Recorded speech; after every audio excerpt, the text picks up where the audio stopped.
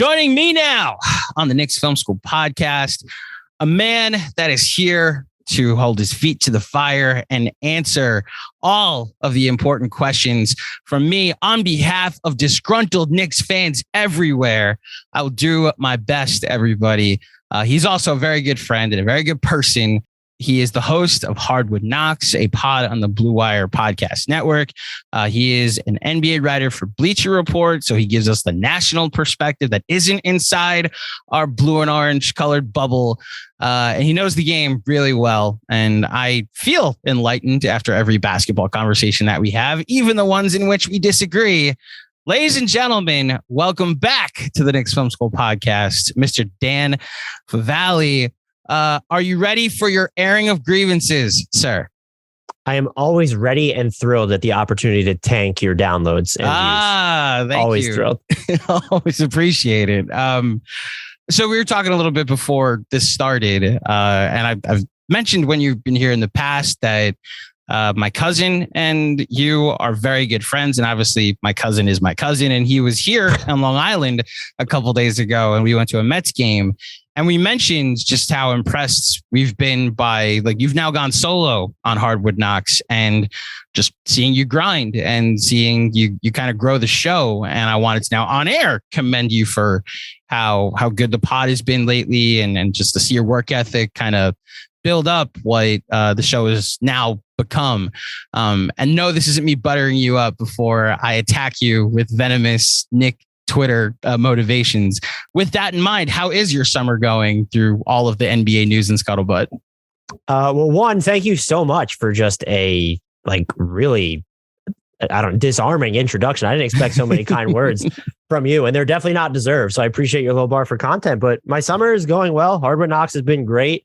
People have responded well to the solo format, which has been fantastic. YouTube is a strange place now that we've got some sort of a following on there. I'm apparently too emo to cover the NBA is a big, I get the nose and the forehead jokes, but the emo jokes were weird, but I very much enjoyed, there are people on YouTube that feel like they're part of a community, and they've said as much. And whenever they comment, or I get DMs on Twitter or our Discord, it's with a lot of great people. That's been the best part of sort of throwing myself more into this, since I just have a little bit more time available this offseason. And so I had the opportunity to relax this year for the first off season in forever. And I decided to just sort of double down and see what Hardwood Knocks has become. And I think it's been, I don't know if it's blown me away. I don't know how long I can keep this pace, but I appreciate you following along, or especially the kind words coming from a podcast savant, producer extraordinaire like yourself. I'll just say this off the top, the world of YouTube that I was afraid of when we first launched our channel, and you hit it with the community and how cool it's been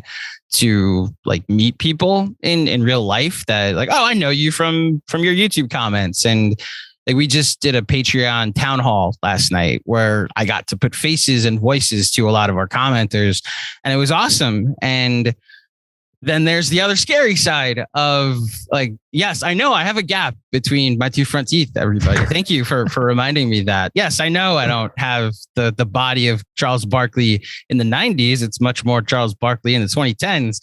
Thank you for pointing that out to me. I appreciate it. And yeah, it's the community is more what you got to focus on. The Discord you hit too is on the rise. It's something Knicks Film School is exploring also, that potentially might launch in a month or so. You guys might break the Discord servers with the community that you've built. Yeah, you guys have it depends, how prepared Discord is Donovan Mitchell and Nick, and then 700 texts later or messages later, no, after all of those things. So I got my buddy Dan on because while being someone who grew up a Knicks fan, right? I could say that you grew up a Knicks fan, but you're not, you can't, because of your job, be a Knicks fan anymore, while you do want them to succeed. So I would not, and I'm only mentioning this because it's a good example of this fandom. I'm not Zach Lowe detached from the Celtics. There's still the Knicks can still kill me on the inside. And you can see behind me, if you're watching on YouTube, I have Knicks pictures and books and signed basketballs from Patrick Ewing and Walt Clyde Frazier behind me. So I'm very much a Knicks fan, which is just funny because I am more detached than most fans because I have to be for my job. And I do also think that they've just made me dead inside a little bit too, and following them all these years. But I still there's like the ebbs and flows of the fandoms for me still. So it's funny when people just claim that I go Knicks for clicks, or I'm only bullying them because I don't want to call myself a media member, but a national writer. And it's just like, well, yes, but also when some people find out that I'm actually a Knicks fan, they're like, oh, and they don't know how to respond. And am I allowed to say different things if I'm a fan as opposed? So it's a bizarre existence, but I recognize that it's probably better that maybe, I guess this counts as a reveal, but like there were people on Hardwood Knocks for years who didn't know that I was a Knicks fan. And that's probably like, I guess, a win. The amount of stumping you did for Frank Ntilikina over the years should earn you in the good graces of Knicks fans forever. I don't want to, I hinted that we might talk about some of the back and forth you've had with members of Knicks Twitter lately. I don't want to spend too much time on it. I will say it has been fascinating this week, and this will lead into the conversation about RJ, to see the pushback we got to our just realistic and genuine reactions to the extension not be a celebration. Like, it wasn't so much that, okay, he's here for 4 more years when that should be the expectation. Yes, the Charlie Ward curse is over, but like, we have this running joke where if you say anything a little bit critical about a player, in response, why do you hate fill in the blank with player's name? And Jon's been getting killed with that for the past week with RJ, because he got the intel that Woj got, that Shams got, that Jake Fisher got, that RJ was being offered in a trade. And for those who want to know how his theory about how this process went, check out the newsletter this morning. And I actually buy it that originally the Knicks were interested in not including their best offer to the Jazz. And then they took 3 weeks off because Kevin Durant held the summer hostage. And then when we went back into negotiations, when Durant decided to stay, they included RJ. And Danny Ainge, who had initially said, well, you're going to have to include RJ and then we'll do it. When Leon Rose came back and said, all right, we're ready to include RJ, Danny Ainge pulled some fuck shit and was like, well, fuck you. I'm now wanting more things. And Leon Rose said, well, no, fuck you. I'm going to extend him instead and take him off the table. And now here we are.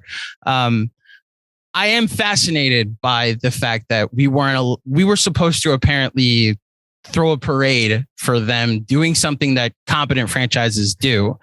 And while I am high on RJ Barrett, you and I have talked about that we would like to see him develop and see what he is here in New York.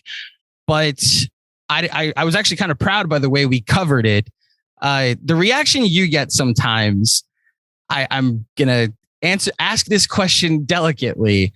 The reaction you get sometimes as someone that, because of the nature of your job, you can't be like pro Knicks with your analysis. You try to look at the bigger picture.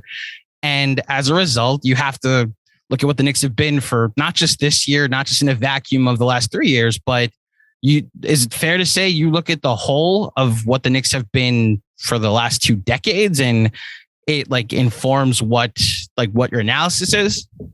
I probably tend to celebrate the smaller victories less, and I'm not going to give them as much credit for doing things that a competent organization should, just because I think you want them to be held to a higher bar. And it's almost an insult to say that, like, whoa, they kept like someone that they drafted 3rd overall, like they signed him to an extension. It's almost an insult to make that be the bar for success. And so that's how I tend to come at things. I do try to look at teams relative to their situations, but with the Knicks specifically in this front office, I think they've shown a level of competency and gamesmanship that now warrants that we expect more out of them than just, applauding an RJ Barrett extension that I think is the word I used was fine. And I called him a good player, and that apparently just wasn't enough.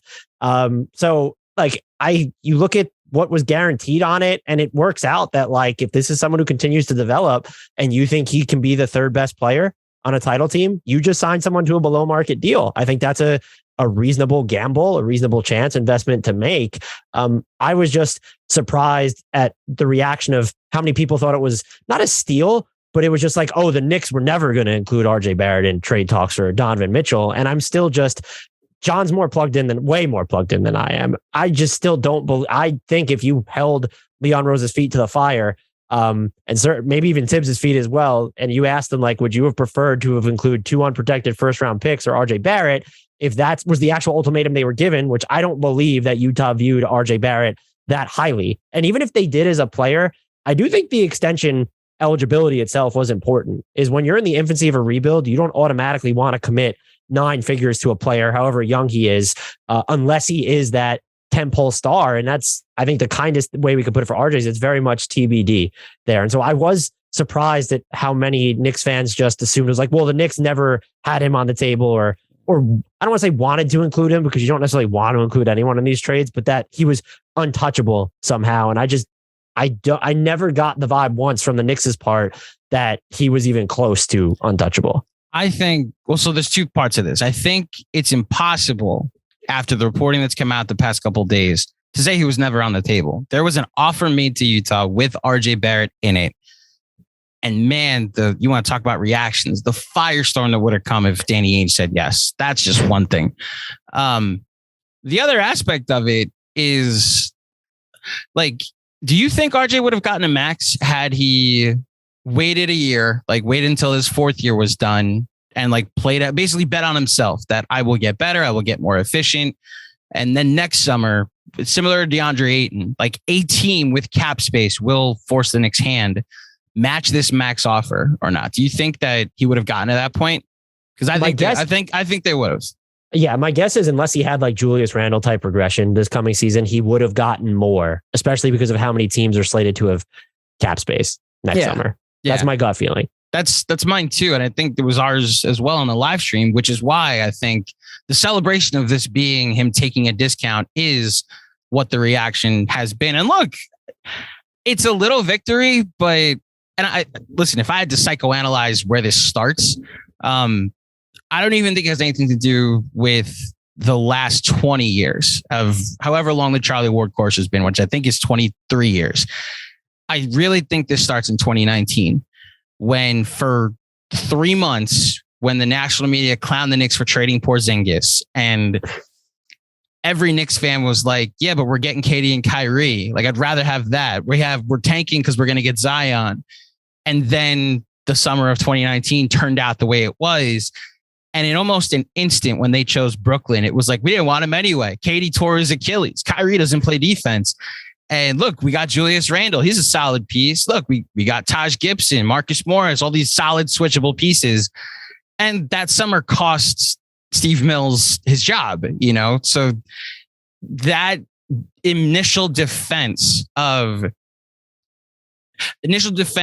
there is a Knicks for clicks that exists, that is just flat out a thing that happens. I'm not saying you do it, but it just comes with the nature. Chris Herring told me once this story about when he was working at the Journal, and they just had like this small spot on the paper for the actual, remember when we used to print out newspapers and read them? If they asked him to do like a quick 300-word thing on the Knicks just to fill in space, he would write about their G League prospects or somebody at the end of the bench, just a little anecdote. And this is like during the tanking season, or the version of the Knicks that was tanking that ended up with Porzingis. He would just write a little tidbit about that portion of the Knicks. And then when they'd come back to him the next day, it was their number 1 online traffic. Like, the Knicks do generate views that way. I think I don't want to call it insecurity, because sometimes it's warranted, but it's like, you did not need to include the Knicks in this story, but that starts with 2019. And since then, the Knicks fans have wanted a clean slate with Leon Rose, who to this point has not shown the incompetence of a Phil Jackson, of a Steve Mills, of an Isaiah Thomas. And it seems like some of the baggage that's come with being the Knicks GM under Dolan, or the Knicks president under Dolan, has, rubbed off on him. Do you see any of that? Are we giving him too much credit? Or, you said they've earned at least the expectation to be more competent. Yet, I mean, look, Donovan Mitchell would have been a Knick for an offer that probably Knicks fans would be like, this is entirely too much, if Leon Rose didn't stand Danny Ainge in the face and say, like, I'm calling your bluff. We have the best offer. Yeah. So there's definitely disingenuous coverage, and it happens to every team. I'm sure Kings fans feel the same way, as an example. I also just, if the coverage isn't disingenuous, fine. But unless it's actually attacking the fans, I don't understand the outrage, or at least if that's their opinion. And again, they're not attacking the fan base, they're criticizing the team. I never understood those ties, even when I was before I started covering the league. But that's also the benefit of fandom, is it's escapism, but it's also irrational on some level. And I love it, but there's a point where it becomes toxic. I do think what we have trouble separating is there's still the level of, and I'll use the RJ example specifically, is that when you hear an offer that RJ plus 2 unprotected picks and then other stuff was involved, you're a Knicks fan and you're going, wait a minute. And just all fan bases become attached to their promising young players, as they should. You're going, well, if another team is giving up like their blue chip prospect, like they're not including all this other stuff. The Knicks, by way of, I feel like, giving RJ this inconsistent developmental arc over his first 3 seasons, have sort of tapered his value on the market to where we don't know what his highest end outcome after these 3 seasons would be, because I don't think he had the opportunity to reach it. We've seen flashes, stops and starts. Some of it's on him, of course. But he's just been thrust into so many different roles. And a lot of that's a function of how they were, look at what he kind of did in year 2 with those bench heavy units. And then they bury him in the pecking order a little bit to start last year. And so I think that goes into it as well. It's why when I disagreed with this, but there were Jazz people that were just like, well, Obi Toppin and Emmanuel Quickley are barely rotation players. And Emmanuel Quickley, that one was always kind of off the rails because he actually played a bunch. But like Obi Toppin just didn't really play that consistently through his first 2 years. And so you can understand why people who aren't following the Knicks would view him in that vein. And so I think there's the level of, yes, it might be inaccurate critiques or just not fully valid, but they're not like malevolent. And that's where the separation is tough, because I do think the Knicks are responsible for how some of their current players / assets are viewed, because they haven't had the opportunity to really showcase what they have consistently enough or high profile enough to the rest of the league. So 2 things on that. For one, you're dead on about the inconsistency in development. And I think that's why Knicks fans are not ready to give up on an Emmanuel Quickley, on a Obi Toppin, and absolutely on an RJ Barrett. I was talking to JD Sports Talk of Knicks Fan TV last week, and just the consistent thing we went through is like, I have no idea what RJ's ceiling is, because he's either had to play next to all of the power forwards in 2019, off Julius Randle, as he started off as like the second best player or the second option. And as Derrick Rose got more involved, it really became like a 1-2 punch where RJ was more opportunistic, but became a really good corner 3-point shooter. And that's why his shooting splits were what they were.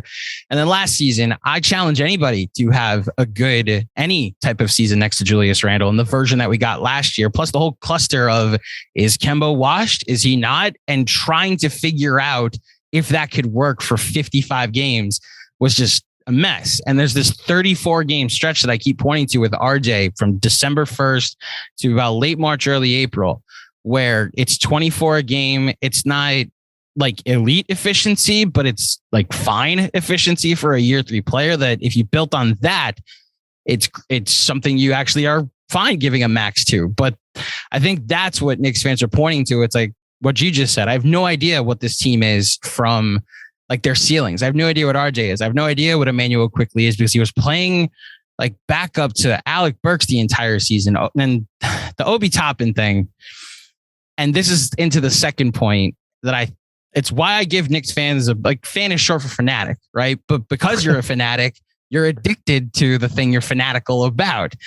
And like, I'm a believer in last 14 games, Obi Toppin. I'm also realistic to the fact that it was 14 games, but the 7-minute Obi games, because he was told go stand in the corner on these second units, it's just not the way to use him. He needs to get out in space. He needs like 25 minutes a game, because like good things happen when he plays.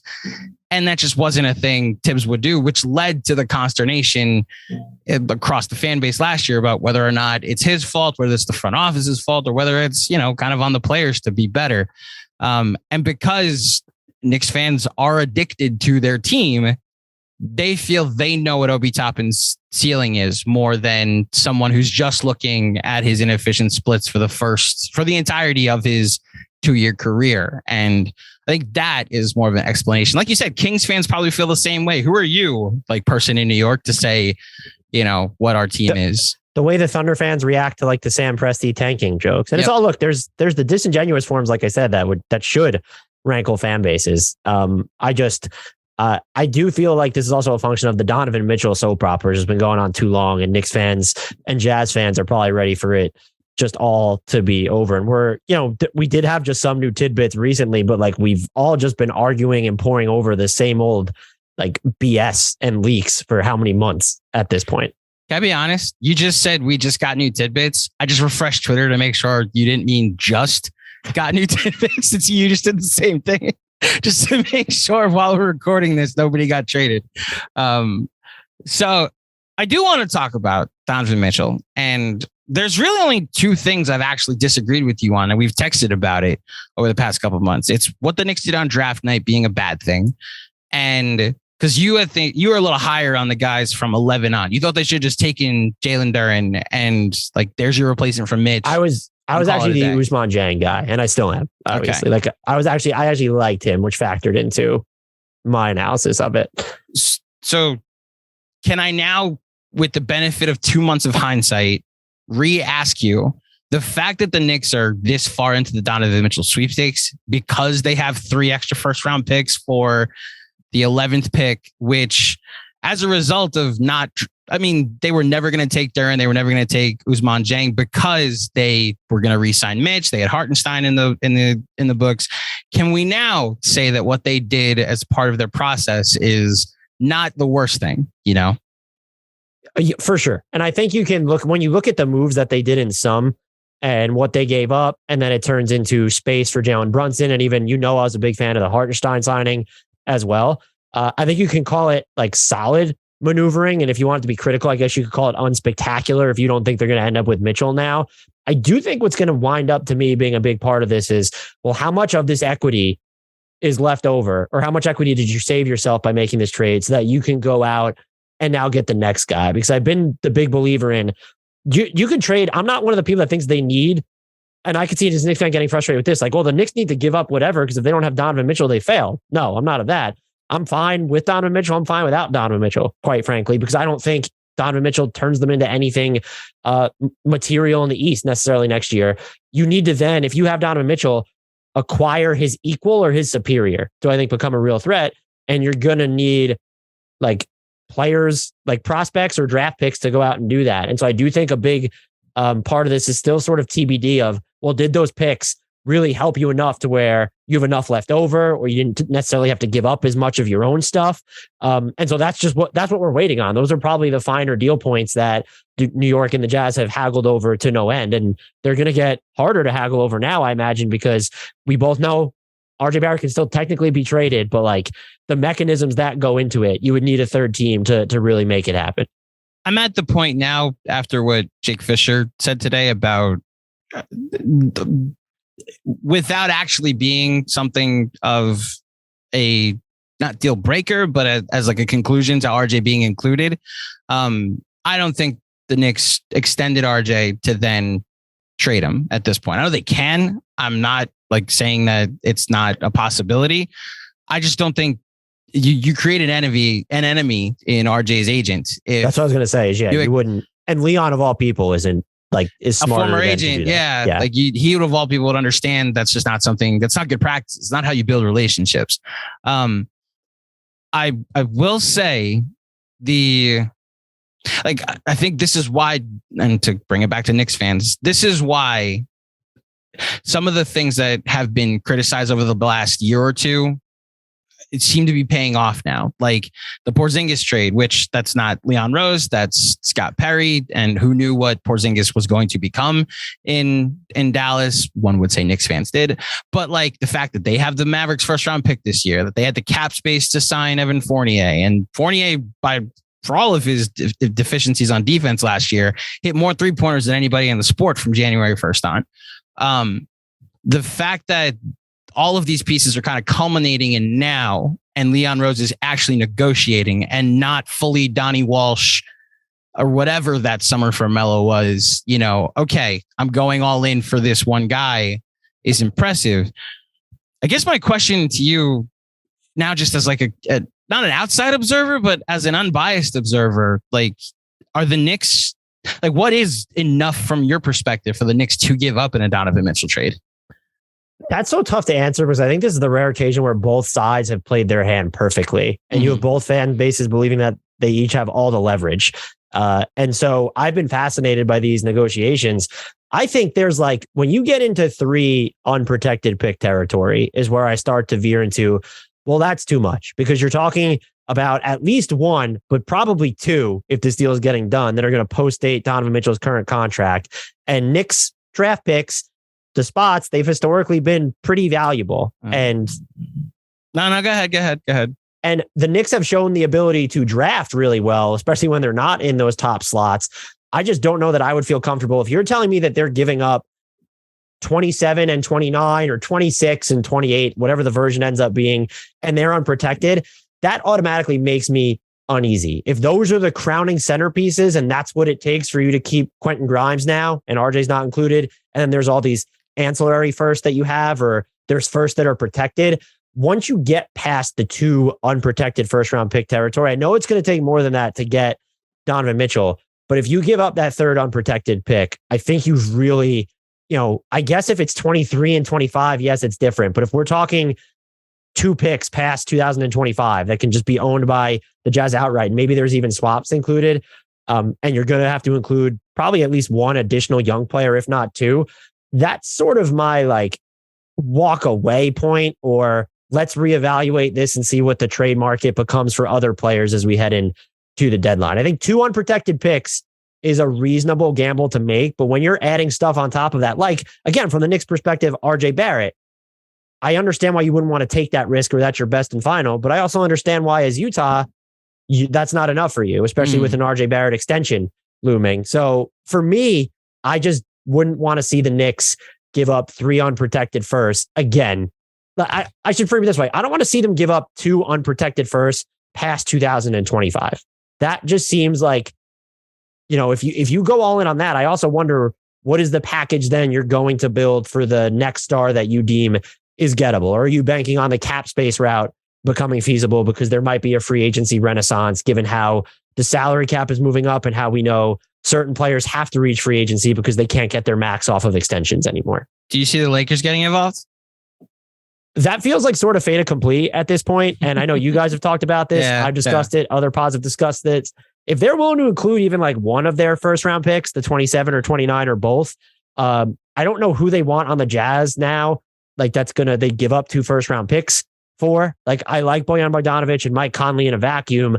Are you shorting that much of your future for both of those dudes? But if they're willing to include 1, maybe that makes your job easier, because things do tend to work out for the Lakers in free agency, it feels like, or Anthony Davis requests his trade there, or LeBron James wants to go there in free agency. But a 2027 or even a 2029 Lakers pick, if it's not protected or it's very loosely protected, that has to look awfully attractive to every single team in the league right now. There's some 14 trades out there where the Lakers end up with adding Fournier, Bogdanovic, and Buddy Hield, maybe even Miles Turner, maybe even Cam Reddish, basically filling out the Lakers roster.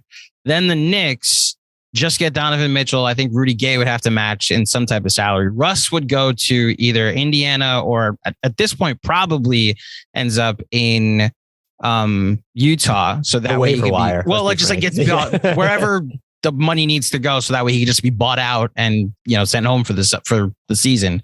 And then Indiana ends up with some of the Knicks garbage picks, or I shouldn't say garbage picks because the protected picks do have value, but obviously not as much as the unprotecteds do. And then Utah with Russ also gets the Lakers 2 firsts, the Knicks 2 of the Knicks unprotected firsts. And that's how Danny Ainge gets to go back to his fan base with, I got 4 more unprotected picks over the next however many years. The other thing I disagreed with you on, or at least I want to hear your take on. Well, I wanted to ask you, what is your thought on like the haul that you're willing to give up? Is the 3rd or is the 2nd unprotected pick post 2025? Like, are you willing to go that route for Donovan Mitchell? So it's funny. One of the things I've disagreed with the rabid portion of Knicks Twitter on is Tom Thibodeau's value as a head coach. I actually think they'll be pretty good with Donovan Mitchell boosting the offensive floor of this team.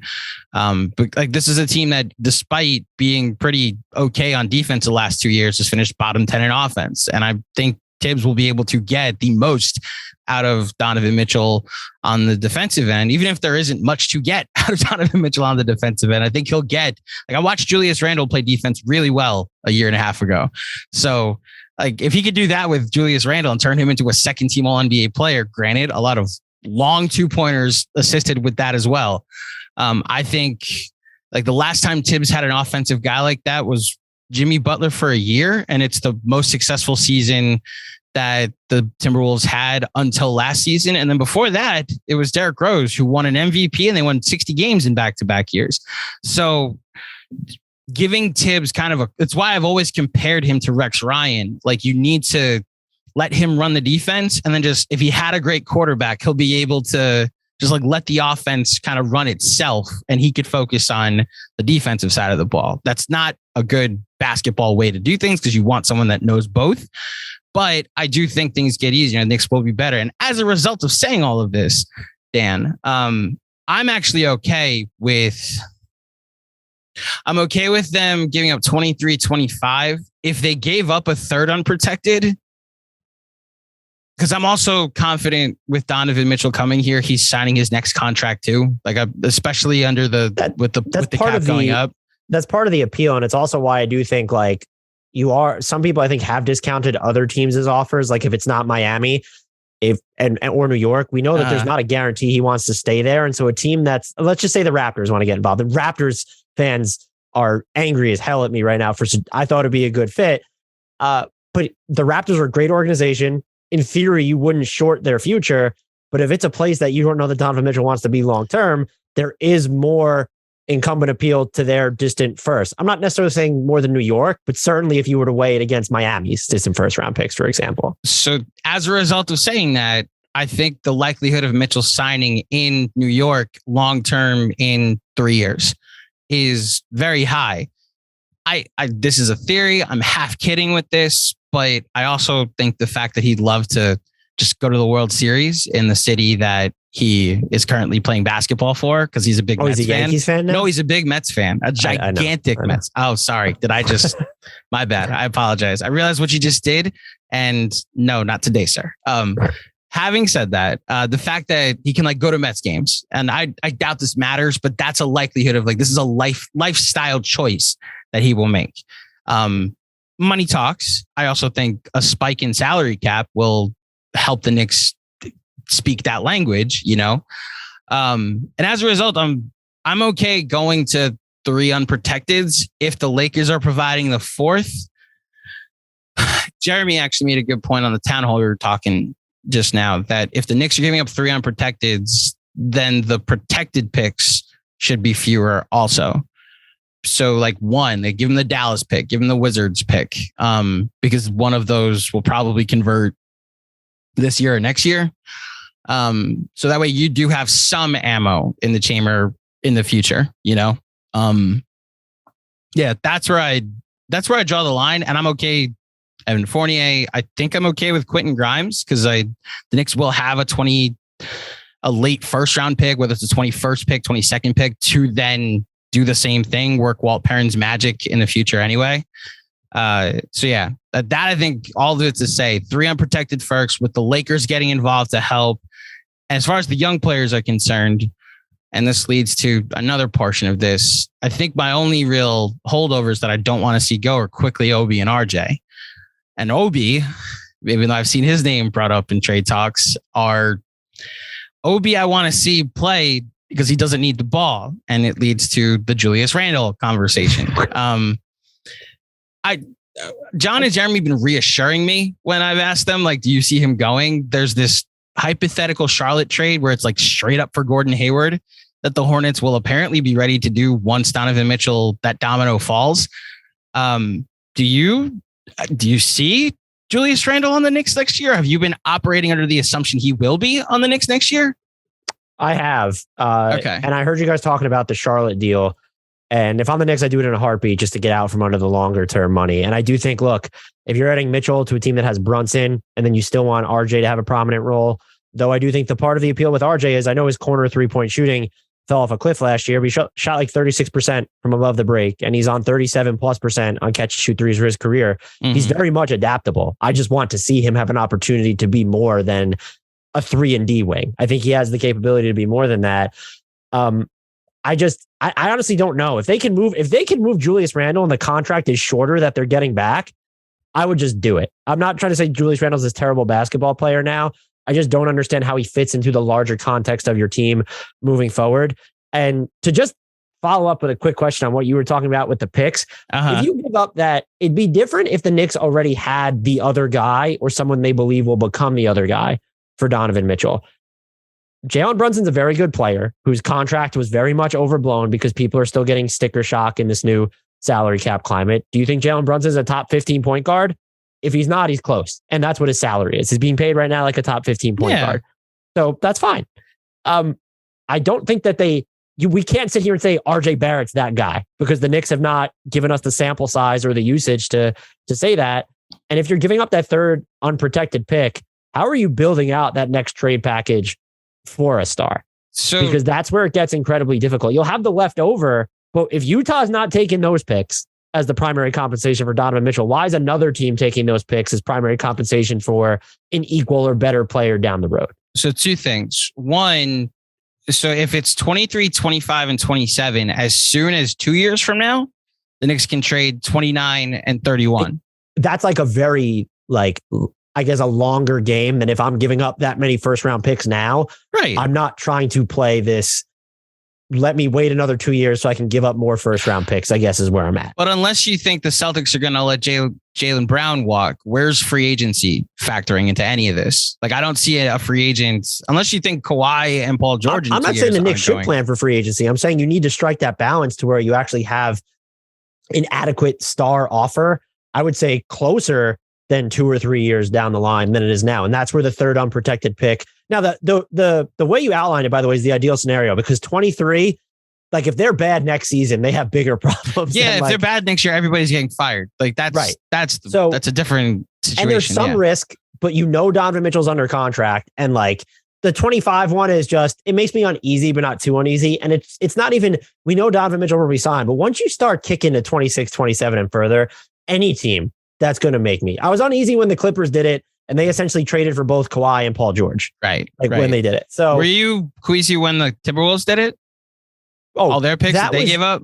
Yeah. And that was just, I'm on board with what they're doing. It's not a cost I would have paid for it, but I also think it was, which is why I do think Knicks fans need to kind of take the Jazz seriously here. It was a function of Danny Ainge was very much okay not trading Rudy Gobert. And given Donovan Mitchell doesn't want to be in Utah, that's a fact at this point. I know some Jazz fans resist it, but it's a fact. That's a little bit different. And Rudy Gobert was okay being in Utah. Donovan Mitchell has 3 years left on his deal and hasn't even really entered his prime yet. And so this is something that could drag on, which is why, again, I'm fascinated by these negotiations because I think the Knicks have, by and large, I think there's probably a little bit of extra spin on their part where we might find out with however many first round picks they gave up. It's, we kept RJ and we just decided to give up all these additional firsts like the Wolves tried to do with Jaden McDaniels. It just feels a little extra given the way that his extension was reported. It just feels a little extra is all I'm saying. To be clear, the actual dream scenario for me is LeBron forces the Lakers to include those 2 picks and the 4 unprotecteds that Utah gets back are the 2 Knicks unprotected in 23 and 25 and the Lakers in 27 and 29. I'm operating under the assumption that the Lakers will only kick in 1 and Danny Ainge has already proven that he wants 4. So if I had to, the absolute best thing I could do, if it means I get to keep RJ, I get to keep Quickly, I get to keep Obi and the depth stays here going forward. Look, I'm assuming that because they know that they're going to be on the hook for 23, 25, 27, as far as their picks are concerned, I think they will not sit around and tank like Brooklyn did when they owed Boston all of those picks. I also think I trust the Knicks, which is why I keep going back to the Melo deal when people are like, this is Melo all over again. It was 1 pick and 1 pick swap that shouldn't have mattered because The Knicks are supposed to be good with Carmelo Anthony. That pick was never supposed to be late. The swap was never supposed to come into play. And then the Knicks just did not know how to team build after that. I'm confident in this team with one of the better talent evaluators in Walt Perrin, with all of the connections of World Wide West. We'll see if they actually turn into something other than Jalen Brunson soon. And just the competent team building that Leon's done so far. Last season aside, like, we are a year and a half removed from them surprising everybody and being a 4 seed. And in a down year, winning more games than the Pelicans, who were a playoff darling last year. So I'm counting on them to be able to team build better. The dream scenario is them to only give up 2, because you're right. 27, 29, 31 should be available to the next star trade. And the Lakers throw in the other 2 picks. I'm just saying, if push comes to shove, is a 2027 pick the only thing stopping me from getting Donovan Mitchell? I would probably concede. Now, listen, Leon Rose hasn't yet, and it's probably why he's negotiating. I'm not. But that, I think, for me personally, is where I'd say, all right, this is our team going forward. We're building around Donovan Mitchell and Jalen Brunson. And hopefully RJ turns into that guy as a third player that can play, with these 2, Yeah. And I think, to be clear, I think the thing I'm most against is you have 2 unprotected picks, 2026 and later. And so, like, your scenario, you could probably sell me on, but I also understand as the Jazz why you wouldn't think that that's necessarily enough, because if the Knicks are going to be good, they have Donovan Mitchell in 2023 and they should be fine in 2025. I could see them devaluing those picks. It's such these discussions, what the actual price ends up being is going to be so fascinating, because it's just like this really where we get into the nitty gritty of just the pick protections, or whether they're protected or not, or whose picks are they, because the Knicks have so many and what youngsters are attached. The one thing I will be sort of surprised at is if they get out of this not trading 2 of their young players who are not RJ Barrett. My assumption has been that it will be Quentin Grimes and then Toppiner. I know Quickly has been mentioned, but like, if you're the Knicks and you have Mitchell and Brunson, and I saw a report today that like the Knicks don't want to trade Derrick Rose, and I'm assuming that's a Tips thing. I was to say, who doesn't want to trade Derrick Rose? Right. So if you're going to, if you have that, I'm not saying I would prefer Quickly long-term to Derrick Rose, of course, but we don't have to treat Emmanuel Quickly like he's, a crown jewel to your future at that point. Can I counterpoint? Go ahead. Derrick Rose is on an expiring contract and has not proven that he can play outside of one COVID-shortened season in which he missed a month and a half from COVID. You don't have to. I am not a Derrick Rose fan. I want to make that clear. Right, but that's why Quickly's not as expendable as one might seem. I think he's actually the perfect backup fourth string point guard, perfect 2 guard because of his wingspan, a backup 2 guard, I should say, because of his wingspan that can also run point and handle the ball. I guess with the idea that I think RJ can be more of a playmaker in bench heavy units, I value Toppin more than Quickly if you're going to have Jalen Brunson and Donovan Mitchell on your team moving forward. That's where I would just be at if I'm the Knicks. I would love to think Tibbs is going to stagger more in order for that to come into play. Because then, I would love to let RJ and Jalen Brunson run the offense for a little bit, or RJ run with the second unit a little bit. Oh, Donovan Mitchell's running with the second unit for a little bit. He seems to be set on this hockey lineup of 5 on, 5 off. And it's why I see Quickly playing more point guard than anybody expects him to be, because knowing of Derrick Rose's injury history. Look, I'm with you on the fact that I was always more, and I think this has been the collective movement of the fan base, I'm willing to give up more of draft capital if I get to keep more of the depth pieces that are on the roster. And look, it might have to be part of our drinking game here at Knicks Film School, but the idea of Julius Randle still being here makes things so complicated, because if you're telling me we trade all these things, all these assets, all these future draft capital for Donovan Mitchell, I then also want Julius Randle to not be on the team, because that will harm their chances of that 23 pick, that 25 pick, that 27 pick mattering.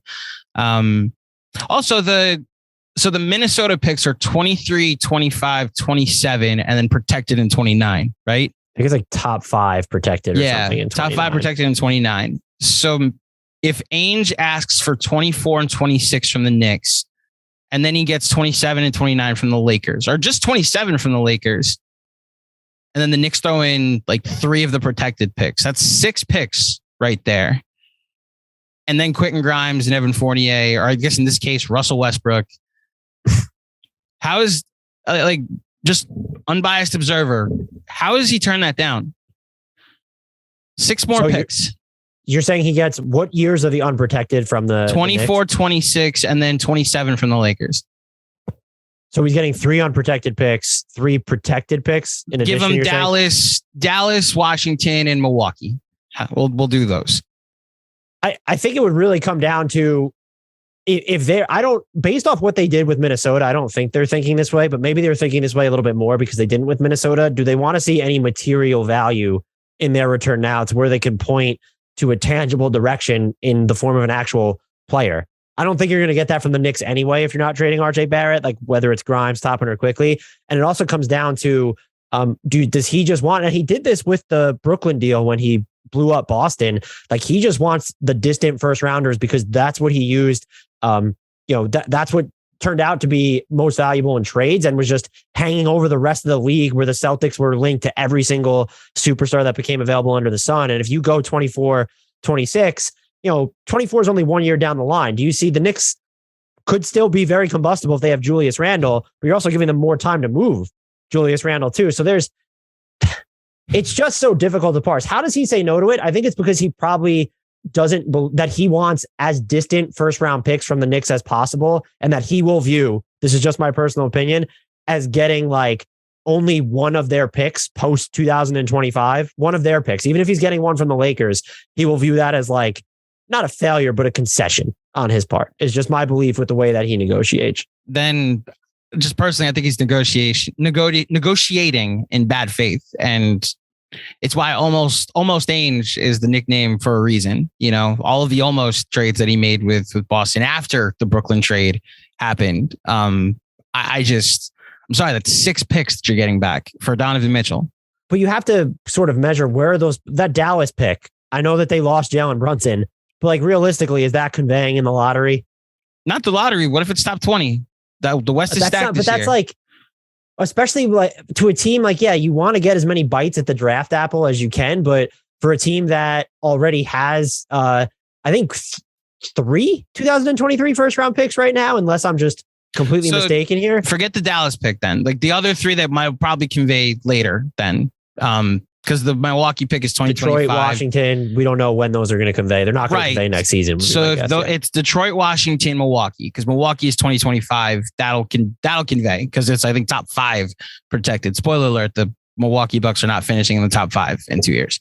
Drew Holiday and Chris Middleton are getting a little old. But man, if the Milwaukee Bucks are in the top 4, then all hell is breaking loose. Okay? I think if you're telling me they're getting 3 unprotected first, and 2 are coming from the Knicks, 1 are from the Lakers. And then they're getting 3 picks after 2023.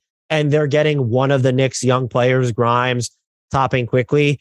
If they say no to that, could I see Danny Ainge saying no to that? I could, like, if that's the Knicks is like, if I'm the Knicks, like I wouldn't want to go any more than that. I could come with an argument for why the Jazz wouldn't do it. I just tried to. But if I'm the Knicks, I don't know how you justify going further than that. It's also predicated, though, I think, on the Lakers being okay giving up the 1 first round pick for who. And I know, like we mentioned, maybe Fournier going there. I'm really not a big believer that they want to have any money on their books beyond this season. And so I'm wondering if that throws a hang up into any potential, like, oh, if you had Fournier going there, because the Jazz do have like Bojan's expiring. Malik Beasley has a team option. So he's expiring. When you're looking at them dealing straight up with the Jazz, if you're asking them to take on Fournier, or I know a lot of people floated the idea of Randall, but Randall's not happening. It's not happening. He's a better basketball fit than Russell Westbrook, but that bar is just so low that it really doesn't matter. I'd argue it's a worse option for the Lakers because Russ is an expiring contract right now. You're not committing to Julius Randle for this season. You're committing to him longer than you'd be committing to LeBron James. Worse. Yeah. I was just looking at the pure basketball. The pure basketball. If they were willing to take on money, but I'd be curious. And this is where a 4th team might come in handy, like the Pacers or the Spurs have cap space too. Is this going to come down to, can the Knicks find a way to trade the long-term money they need to send out in Fournier, or maybe it's more preferably Randall at that point to make it work. But the Lakers' involvement, I think, as you guys and other people have outlined, it does feel, I don't want to say critical, but it's key if I think the Knicks want to get out of this without giving up like their entire future draft, like when you really look at it. So a couple things. First of all, that's why it kind of all falls on LeBron. LeBron is going to have to, I am assuming that he doesn't sign the extension if he didn't have some reassurance from Pelinka, from Genie, that those two picks, the 27 and 29, are untradeable, that they're absolutely going to trade one of them, if not two of them, to make the roster better. As far as Fournier is concerned, you look at what has succeeded best around LeBron. Yes, it's been like versatile defenders, but I think a sharpshooter that, again, it shot close to 50%, 40% from three with a high effective field goal percentage last year would actually be good. And because it's a 3+ a team option, like it's not like he could be an expiring contract next year, which like could be something that they could trade next year if they're trying to avoid money. You know what I'm saying? Especially with the cap going up, that 18, 19 million that he's owed next year might actually be an unmovable thing if they're looking to get off from Fournier. You know, I would think that, I guess you would still need a sweetener to get off of Fournier, even in what would be the final year of his deal. And I don't think it's as big of an issue if they're thinking, oh, well, we don't care about, we're just going to maintain flexibility into 2024 when LeBron has that player option again. And I think Anthony Davis is a player option that season too, rather than looking at it through the lens of the summer of 2003, when they could also technically have some cap space to play around with. So I still think, I can't imagine a team. Maybe Fournier has a fantastic season. I know he's a good shooter, but maybe there's a team that's just okay absorbing what would be at that point his $18 million salary. I would still think it takes a small asset, which the Lakers do not have those. Right? They don't have a second round pick in they probably 7 years. We've seen what it kind of costs to move money at points, and just like a throwaway second round pick to get off $18+ million is just not something we've really seen. What did the Knicks give up for to get rid of Alec Burks and Nerlens Noel? That was like a top 57 protected pick. That was as part of like, they had the larger machinations of that entire. They added it to the draft night deal, but like I'm saying, they were determined to move money and they moved the second, is my point. But they moved other stuff like you don't look at those transactions in sum, and like Kemba Walker's a part of that too. Like all that they paid, it seems like, to dump Kemba Walker, Nerlens Noel, and Alex Burks. I also think it's a little bit different. Fournier's salary is not unmanageable, but when you're breaking it up into like more digestible numbers, it's also a little bit easier to spin it that way. I would be just fairly shocked if you told me that they just gave up a distant second to get off Evan Fournier's money in the summer of 2023 and didn't have to take anything back. I would be fairly surprised if they were able to do that. You might be right. I think they can't look at next summer completely without looking at the season of one more season of LeBron James going for a title, which me personally, after watching Evan Fournier for a year, I think he fills the Kyle Korver role that he did in Utah really well, the Mike Miller and Shane Battier role that he filled in Miami. Like all these shooters that you put around LeBron that just catch and shoot. And Evan Fournier is really good at that. The pick and pop that he's really good at. They did it next to Julius Randle pretty successfully last year. We're talking 50. I didn't realize it was actually got to this high. 54% effective field goal percentage. I think the Lakers would sign up for that right now. Granted, it's more expensive than what they paid Melo last year, but that's what they got from Carmelo Anthony last year. Maybe get a similar output on defense as well. My point being, and this is, I've been hinting at it, the other thing I not necessarily disagreed with you on, but wanted to get your take on, maybe we'll start to wrap up here. Who's beating the Knicks in that offer? 6 picks, like the trade I just suggested, but it's 1 Lakers first, 2 Knicks first, unprotected, and then 3 of the protected picks, and then Quentin Grimes. Because I know you had a Washington take that I was curious about. I don't. I'm letting you clarify. I'm not throwing any judgments at you. I'm just letting you clarify. So to the Knicks point, I don't think there's a team that realistically will get involved that can beat them. Could you see like Orlando or the Pelicans putting something together that beats what the Knicks are offering? I could. I just don't think Orlando's looking to trade like Jalen Suggs and a crap ton of draft equity at this point. The Pelicans have some Lakers picks. They have a bunch of younger wings that are intriguing there. I think that they could build an offer that rivals the Knicks, but Donovan Mitchell has no function there. Teams that you can, and look, we've this is the other part of these negotiations. We've heard very little about any other teams being involved. Shams has just thrown in Washington and Charlotte a couple of times. Miami was mentioned tangentially at the beginning and not since. And there's been the Knicks. And so, no, like relative to that field, I don't think anyone beats the Knicks. My take on the Wizards was, I think their best blockbuster trade offer, whether it's for Mitchell or someone else, is more intriguing than people realize, because as we're talking about when these picks are going to convey for Detroit and it's Washington's pick there, if you're sending the Wizards back a star, I think it's a fair gamble to say, if they trade us a conditional 25 first, which would have to expire if it doesn't convey, should 23 not convey. This sounds so convoluted, but I think it's reasonable to say, if we're sending them another really high-end player, that their lotto protected pick will convey to the Knicks this season. And then if you make that assumption, it just opens up what their offer becomes, because you're looking at picks in 25, 27, and 29. 29 is the only guaranteed one. They can include swaps. I'm a huge believer in Denny Avdia, not as much as I am RJ Barrett, but Denny Avdia is really good, and he's 21. They have Kyle Kuzma, who's 27, expiring contract. It's turned into a two-way wing. Johnny Davis could be solid. He was just drafted number 10 overall. We'll see if his specialty in college translates to the NBA. I think they can get involved in talks. There might always be teams that can beat them, but if Memphis is a team that can beat them for a star, is Memphis even involved in that star? It takes the interest. And just like I think the Pelicans aren't going to be interested in Mitchell, or shouldn't be. So I'm not saying, people took this as, when I said I think the Wizards can make a competitive offer, they took it as better than the Knicks, or I guess even coming within 100 miles of the Knicks would be an insult. And that's really not what I was saying. I do think a team, and I've received pushback on this, I don't know if the offer is better, but like if you're Toronto and you're either using Fred VanVleet to acquire other first to send to Utah, since his upcoming free agency and his timeline doesn't fit Utah's, or you're including OG Anunoby salary and then like draft equity for days, I think that's an offer that I would deem on par, or at least semi-competitive to what the Knicks are offering. Now you're laying out a Lakers scenario, if assuming they'll do that.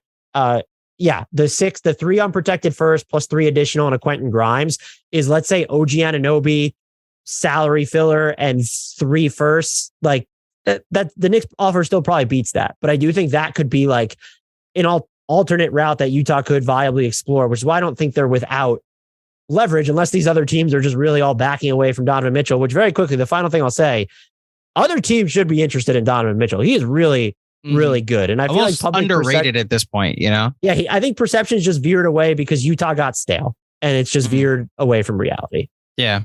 Guy was the best player on a team that was a 1 seed 2 years ago. Yeah.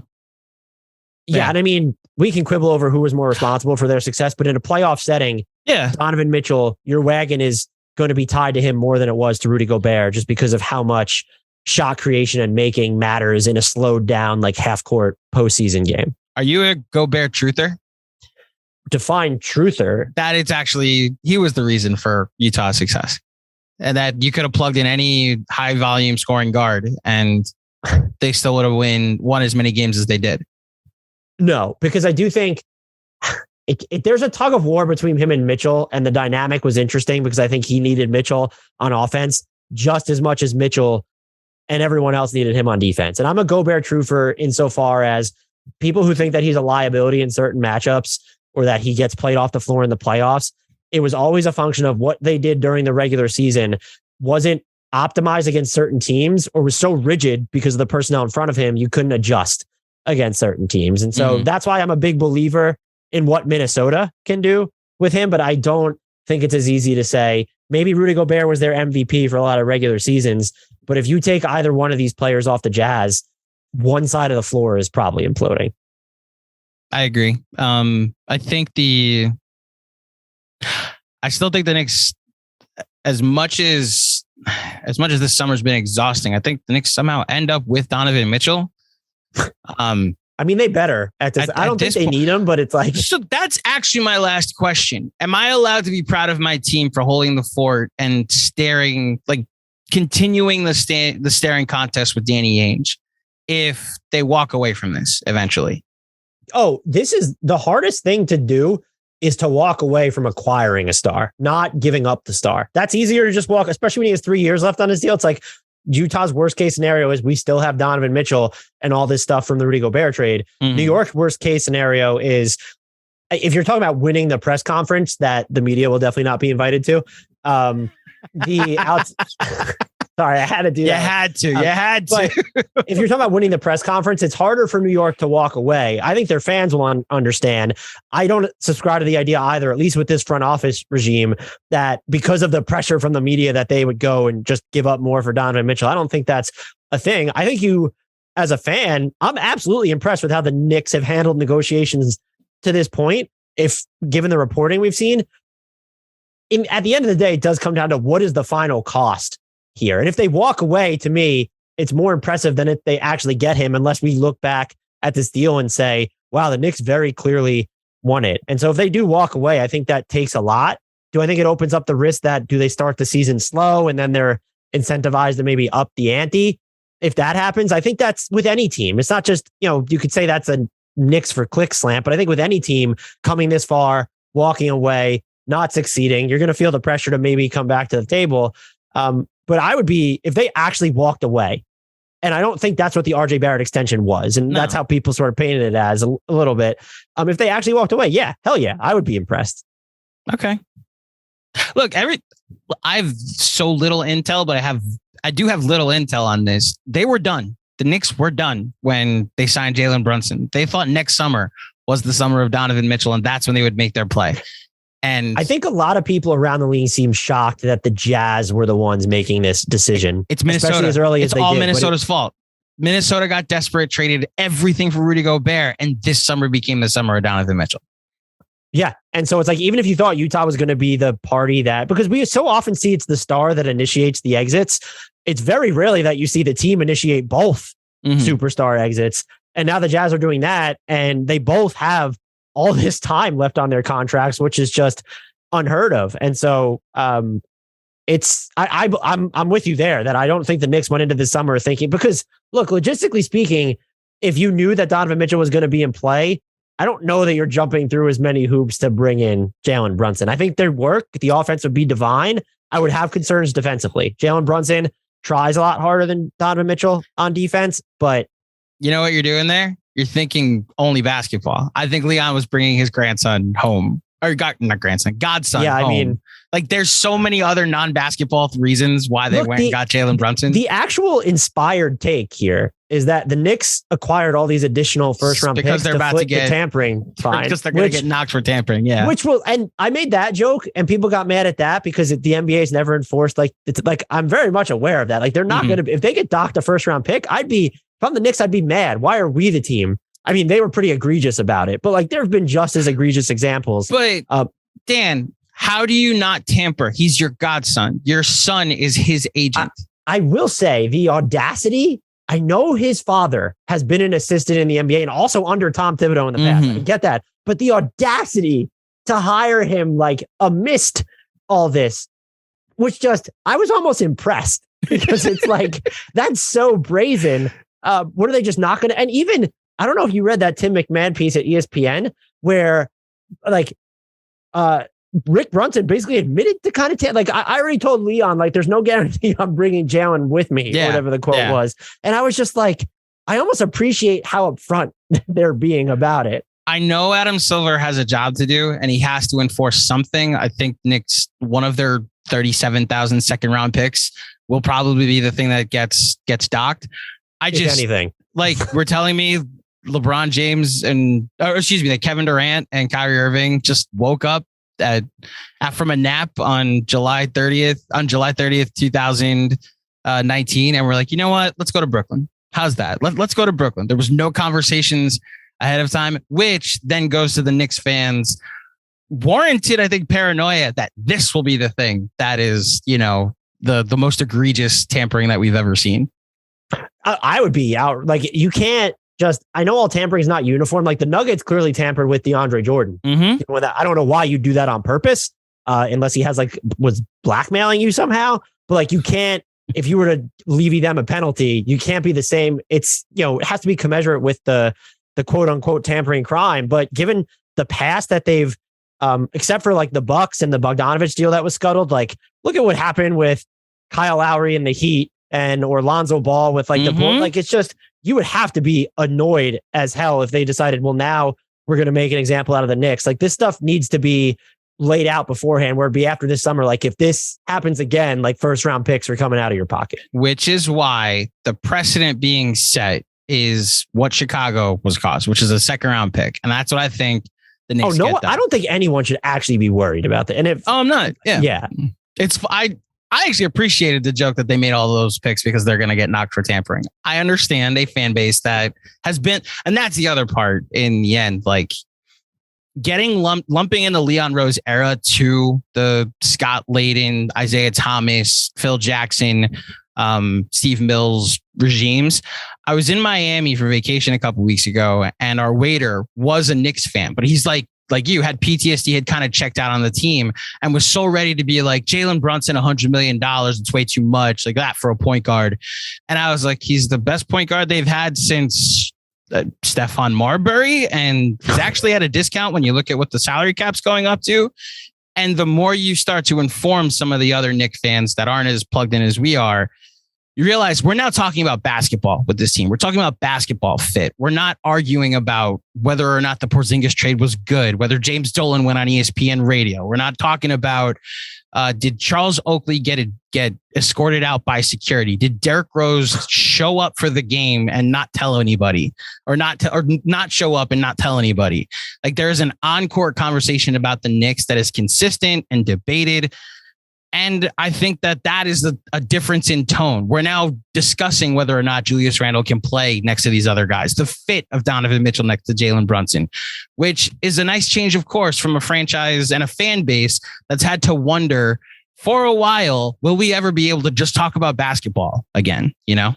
And I also think that's fair, because you're also sort of dealing with, as the Knicks, a transition where I don't mean to loop the fan base together, but I found Kings fans like really good, at least the ones I follow on Twitter. And I try and follow like fans and bloggers to get like a pulse of where they're at, but they've been like very accepting of criticism or when they disagree with me. And it's because their franchise is still at the point where, you know what, you kind of should doubt every single thing that they do. They haven't earned the benefit of the doubt right now. Mm-hmm. And for the Knicks and their fans, you're at the point when, talking about me as a fan or media member, like, I'm not at the point where I'm giving them the benefit of the doubt, but I'm at the point where like I should be thinking a little bit more deeply about what they're doing. And on draft night specifically, as those details were trickling out, like, yeah, I'm always going to get off my off the cuff jokes because that's how I use Twitter. And I think that's fair game. But when you step back and look at everything, so I think it was like a bizarre mode of operations if they didn't think they were going to be in the mix for Donovan Mitchell and to get to Jalen Brunson. Yeah, I thought it was like weird. Do I think it was franchise malpractice or bad? No, it verged on like really savvy when you look at it. It took like a very circuitous path to get there with the way that it was reported.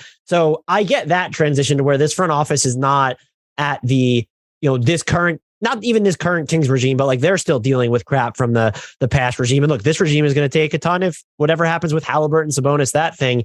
So I understand why fans like the Knicks should probably be given more benefit of the doubt than the Kings at this point. And so I could understand that reaction. And a lot of what Knicks fans have taken issue with, I guess, me, is that they think some of the guys on the beat are really unfair. They're really bad, which is, everyone has their opinion there, but like not every, my only thing would just be like, I can't claim to know anything about someone off of a single tweet that I saw. Like, if you don't follow me, you can't pretend to know like my tenor of the team. I get first impressions matter. But just because person X sucks doesn't mean that person Y, who's making what I feel like is, at least the way I tweet, is most of the time clearly a joke, and there's a clear demarcation when I'm serious. It doesn't mean that everyone's out to get your team, but that's also when I was younger, and I'm not trying to patronize to like fans who are older and feel this way. Like, I remember feeling like there was like an active agenda out to get my team. Like, the amount of times I thought Patrick Ewing had too many fouls and was just like, well, this is rigged. I don't buy that there's just like, I'm with you that there's an inherent advantage to including the Knicks, the Lakers, the Dubs at this point, all these flagship franchises or, headline players into content because it draws engagement. I'm just not, I don't go into things thinking like defaulting to, well, they just have an agenda against the Kings or the Thunder or the Knicks for that matter. Well, think about the teams you just mentioned. The Lakers won a title 2 years ago. The Lakers, the Warriors just won a title.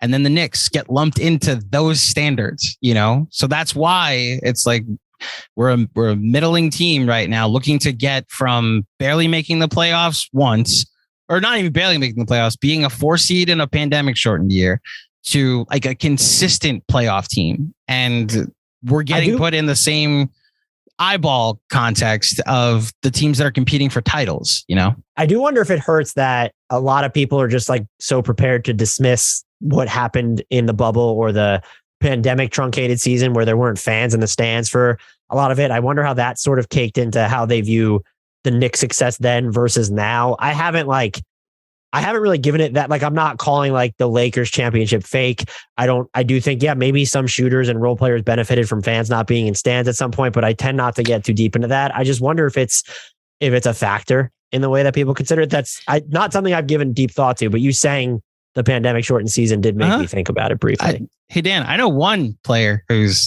was affected by the pandemic. Shot 40-something% on step back threes. Yeah. And then made all the long twos. And then the next year turned into the basketball manifestation of a pumpkin.